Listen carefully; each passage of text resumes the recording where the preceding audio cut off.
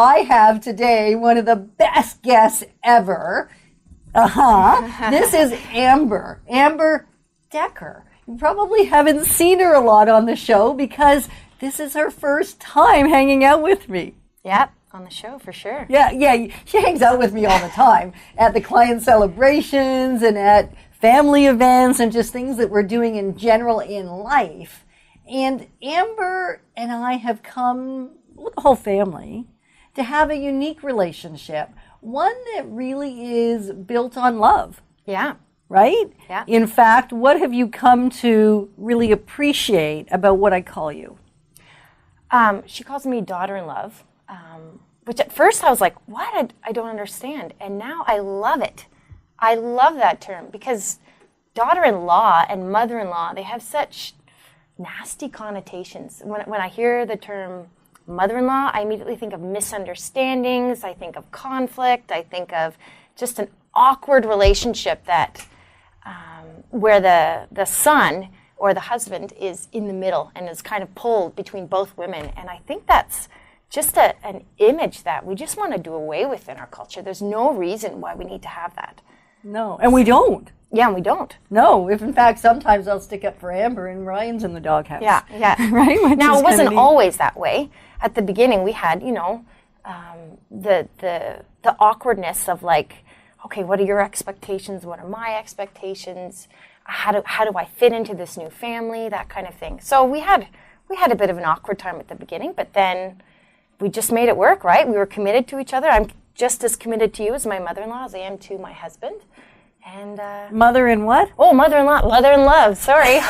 It's because I used the term earlier. That's because I just used the term. Yes. I know, and it's fine because we talked in an earlier show that sometimes those words that we have taken out of our vocabulary because they're still in our subconscious come sliding out, and we don't even know we've said them. Yeah, it's true. And we hear it in our culture so much, right? It's like we're fighting an uphill battle sometimes where you just hear it around so much. And so I like fighting for daughter-in-love and mother-in-love because I just love that. And so I bet you're wondering, why is Amber on your show? And it was really neat because it fits together with even why she ended up coming on the show, really. Yeah. And that is, we accidentally, can you believe it? I interviewed another Amber. And while we were sending out the updates from our team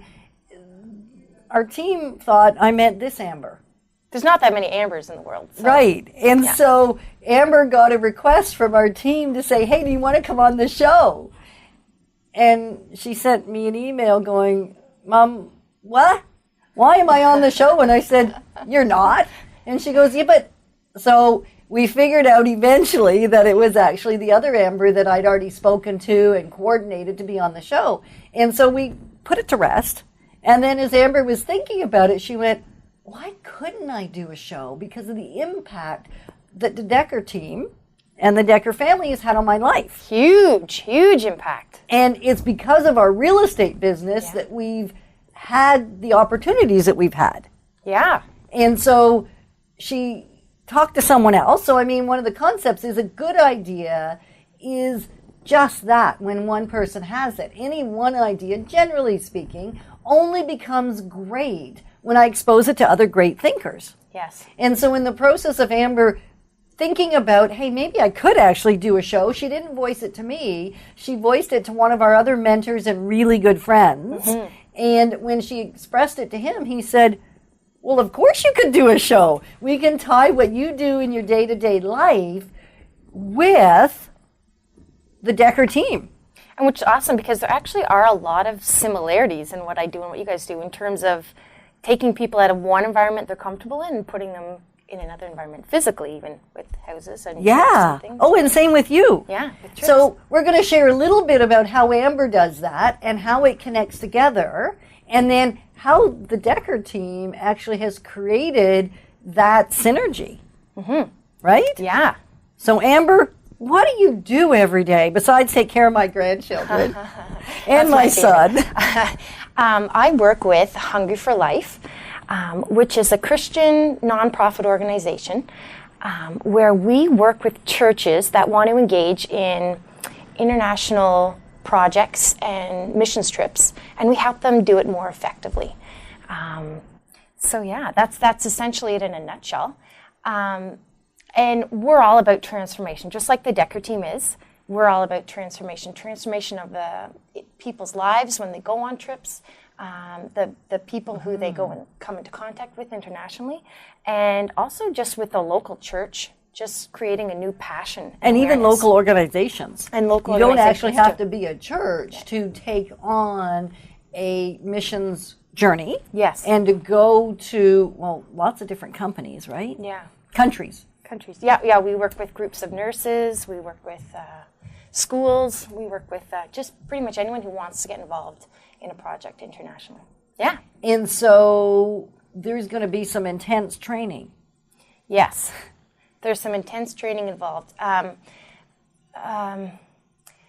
It's just like with real estate, you know, when you're changing environments, there's a lot you have to explore and a lot of ways you have to prepare yourself. We do a lot of training with culture shock and how to navigate those waters, especially when you're with a small team and you're with each other 24/7. When you're going through culture shock, it doesn't just affect you, it's going to affect the whole group. That's one example. But also we do a lot of work with people spiritually before they go on these trips. Most people want to go on a missions trip thinking they're going to be changed when they go on this trip and hoping for that. And that's one of the purposes they go on it. And what we say is, why are you waiting for the trip? Get transformed before you go on the trip so that you're more effective that way. Oh, that's cool. Yeah. That's really neat. And in fact, Ken has been on a trip with Hungry for Life, a missions trip to Africa. And that was life-changing for him. Yeah, and Ryan, my husband, was also on one, and it's actually, I knew Ryan growing up, and I just saw him as little Ryan, because I'm a bit older than him, and but Ryan's claim to fame, can I say it on air? You can say it. Okay, Ryan's claim to fame is that he married his babysitter. It's true, I babysat him once. And why only once? Only once, because he was a pretty intense little kid. And he made you cry. He made me cry. I left crying. I was like, I'm never babysitting there again. And quite some time later, I give him credit. He was a sweet little boy, and he turned out amazing, which is why I married him. But I actually remember him speaking at the front of our church about how he was called to go on this missions trip. And it changed his life, just his whole view of finances, his view of relationships with people, his whole purpose in life. Before that, I'd always thought, why do people go on missions trips? You know, I thought of mission tourism. I thought of, you know, it's just too expensive. Just send the money. You know what I mean? And looking at how it changed Ryan's life made me change my mind. And eventually I ended up getting involved with Hungry for Life. And just seeing the transformation in my husband alone was one of the big motivating factors for that. Isn't that cool? Yeah. I love when things come at you organically. Yes. Like come at us. You didn't go out. Amber did not go out looking for, hey, I want to be in mission work for the rest of my life. Amber is actually a high school teacher. Yes. Yeah. And you traveled to high school English, traveled a fair bit of the world teaching and in Canada as well as a high school teacher. Yeah, and it was while I was teaching, actually, I remember teaching a unit on child soldiers to grade 6 students in BC. It was part of the curriculum. And I remember teaching this unit and thinking, I don't want to be teaching English anymore. This is what's really important. This is where my heart is. And it got to the point where I couldn't teach anymore. I had to get involved in helping alleviate the physical poverty around the world. I was so compelled. I couldn't keep doing what I was doing. I had to devote my life to that. So, wow. And as Amber's husband is a realtor on the team and involved with a lot of the investment side of our business, Amber's been able to watch how the two fit together. Yeah. And I think at first it was confusing. It was very confusing. Yeah. I had all these questions of, you know, is it okay to spend money? Should I buy all my clothes secondhand? Do we sell all of our furniture and sleep on the floor? You know what? Like swinging from one pendulum side to the other, right? As a person can do, they can go quite extreme when they're trying to figure things out. And I actually got a lot of my balance through my husband and your family and well, my family, just seeing people's hearts and seeing how money works and how it works in society, and how just how God is in control of money. And I've really learned that through the Dekker team, that it's not about money, it's about God touching your heart and telling you what to do with your personal finances and just with your role in life. Yeah, the pendulum piece is something I just want to touch on that Amber said that I think is often fascinating. And that is when we learn a new concept or see a new perspective in life, often the pendulum may be here in terms of how we're living our life. And at that time when we get the insight, because that's why it hits us the way it hits us, because we're living this way. And then what you would expect is I get a new insight, so I'm going to come sort of to center. And yet what happens is, and Amber's expressing, is she was living a certain lifestyle, and it wasn't overly lavish or over the top, and yet it was a very Canadian lifestyle.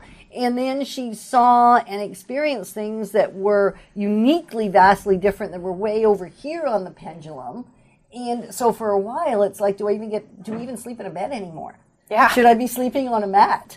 Yeah. And that's not necessarily what she's to do. And yet it took some time for that pendulum. It kind of swings like this until it lands somewhere here. In a balanced...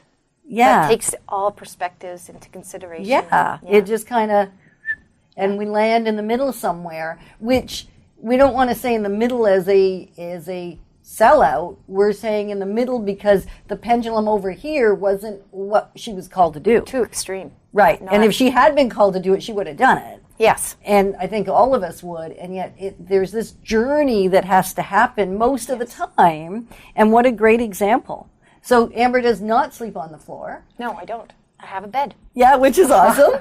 And one of the interesting things is through the journey, I think, for them, and you've heard Ryan on some of the shows already, and he gave up TV. Yes.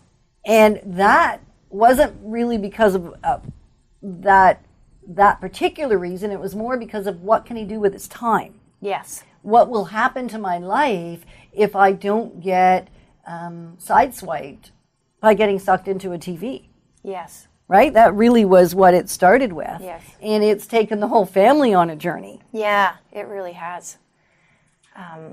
One of the things that I've really learned from the Dekker team, and just from, it's funny, I often forget I'm not a realtor because I'm so inundated with Dekker team culture, if you will, that I have to keep reminding myself, don't give realtor advice or anything because I hear it so much, right?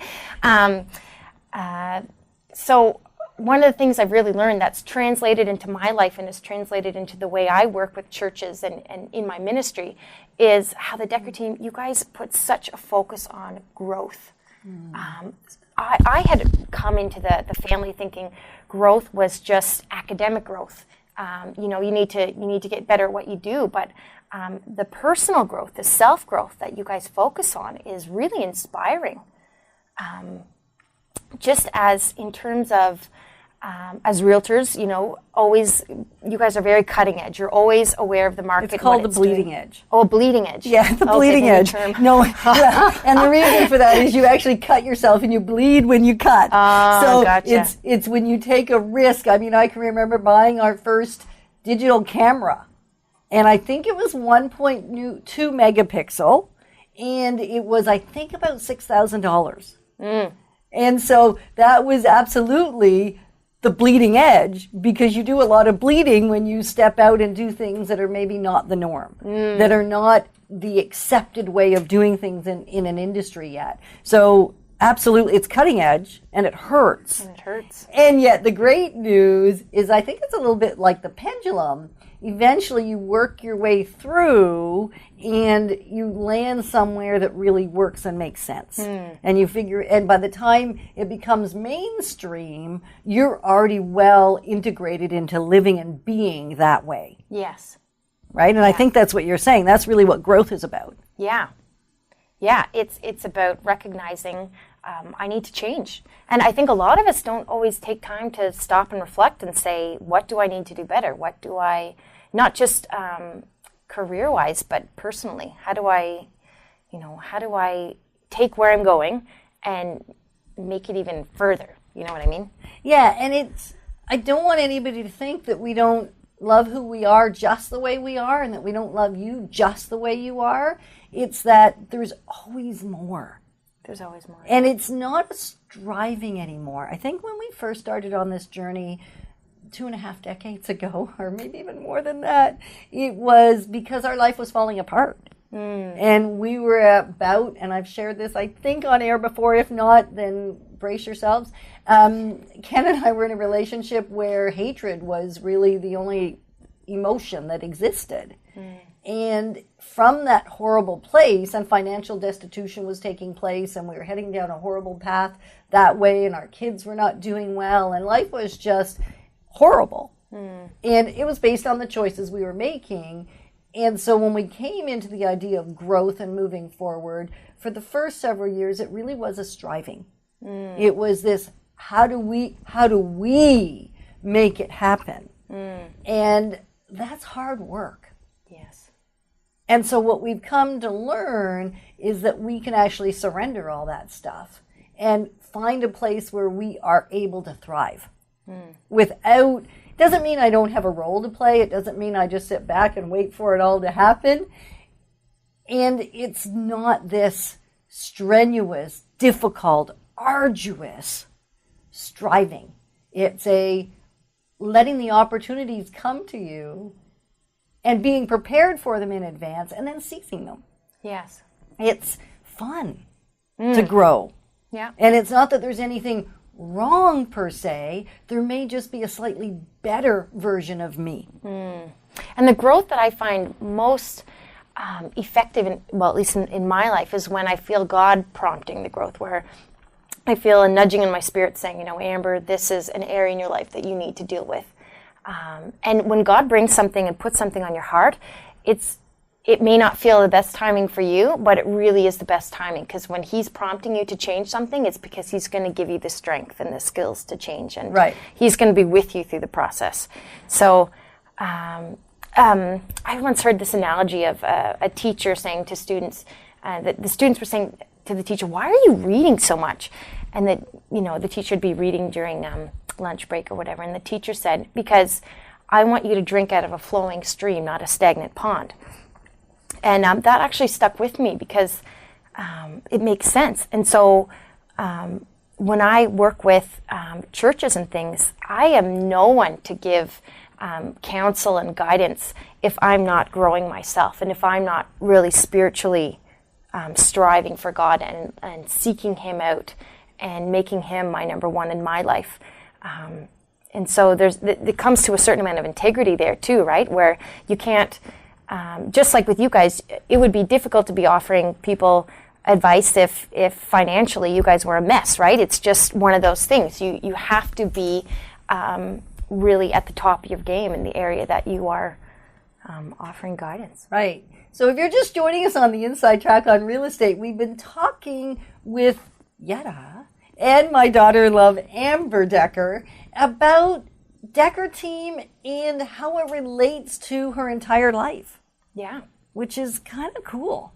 So if you're just tuning in now, absolutely you're going to want to go back and listen to one of my favorite people share from her heart. And we're talking about growth, right? And growth making us be all we can be and being able to, because of the growth we're having, being that flowing stream rather than the stagnant pond. I love that. I love it.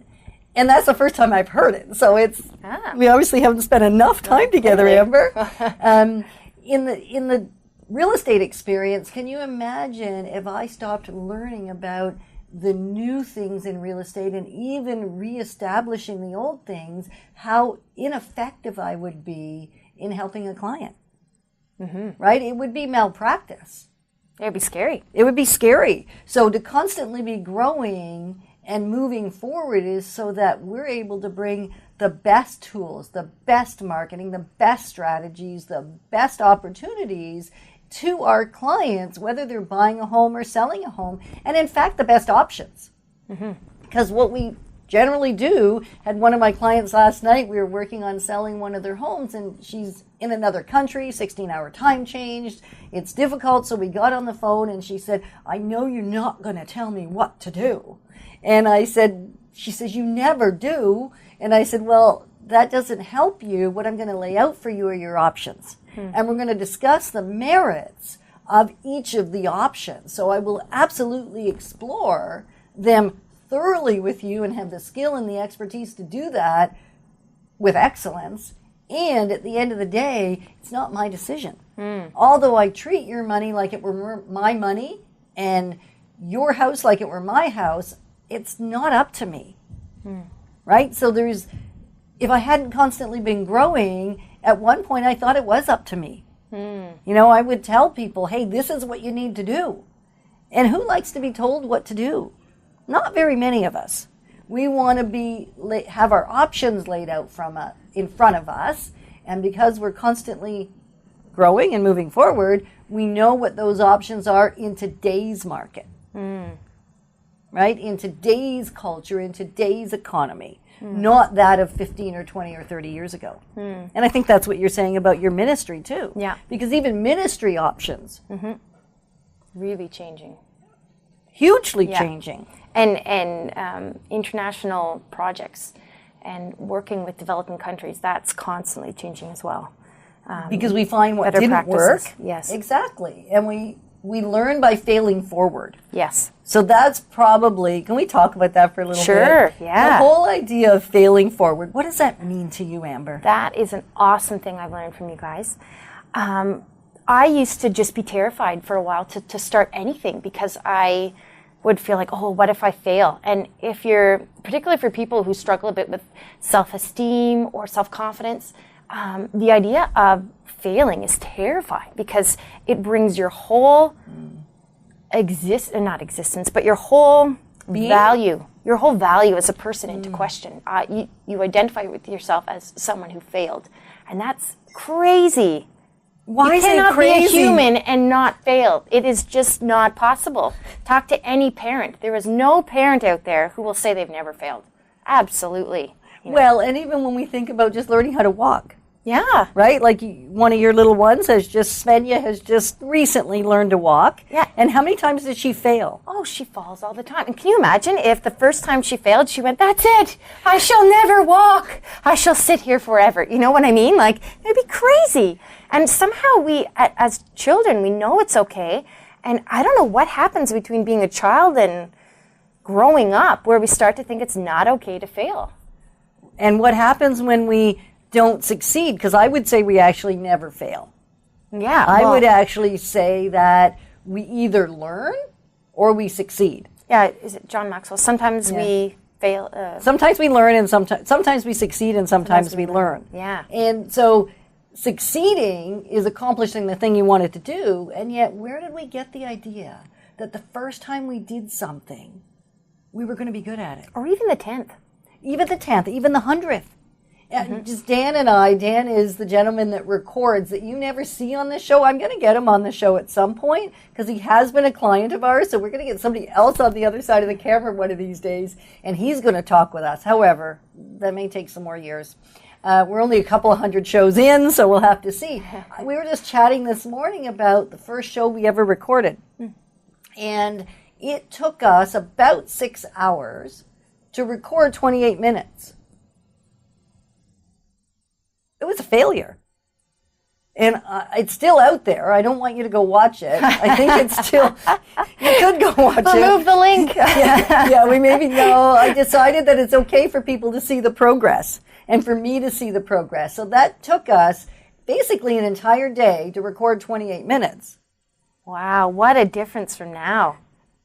And so if I had after that first show said, we're failures, can't do it, because it was a failure. Really, in the scope of what we accomplished, and it wasn't good, and we were umming and ahhing, and I don't know, it was just bad. And because we learned from that, we evaluated the experience, learned what we did well, and then continued to practice the behavior. right? Now I still think there's lots of learning we can do. We still have places to go. We've not arrived by any stretch of the imagination. And yet, if you turn a camera on me, I'm not going to cry. I'm not going to fumble for my words. As long as you ask me something I have some knowledge of, I'm going to be able to move forward with you. Now, there was a time you were terrified of public speaking. Oh, yeah, that's another story for another day. Okay. Yeah, absolutely. And so let's make sure we share with people Marketplace Ministry, what that means to you and what you do and how the Dekker team aligns with that. Yeah, I had never heard of Marketplace Ministry, the term, until I married into the family. And at first I thought, what is this? I didn't understand it. And I remember coming into the office at 11 o'clock and seeing everyone in the office getting together and praying for the clients. And that just blew me away. I thought, wow, I never thought of that, a business would do something like that, would take time out. And it's fundamental to what you guys do. It's one of those things that I would say kind of epitomizes your heart, is that you're not just in it for helping them sell houses. You are in it to help them just transform through the process of selling the house and buying a house. It's a very stressful experience. And it's in the top 5 of stressors that people experience in their life. Yeah, and so you see people go through all kinds of emotions, and you walk them through that whole thing. And I don't know if a lot of other realtors do this, but I just find this so unique about you guys. And the fact that you'll offer to pray with clients, like with them, even if they don't profess to have a faith, you'll say, well, would you like to pray? And I think that's just wonderful. And they don't have to. Yeah, they don't have to. We don't at all. We love people of all faiths. We are connected to so many amazing people that don't share the same life philosophy.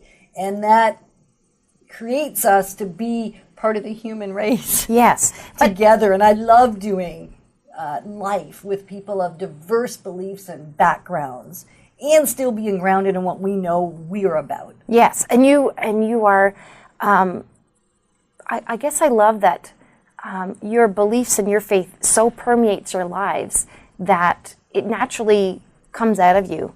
And so you are obviously open to everyone's beliefs, and you are respectful of it and everything, and you're still willing to say, I'm a person of faith.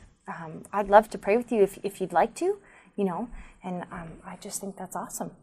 And so if you want to go on a missions trip or learn more about what Amber can bring to your organization, your church, how do they reach you, my friend?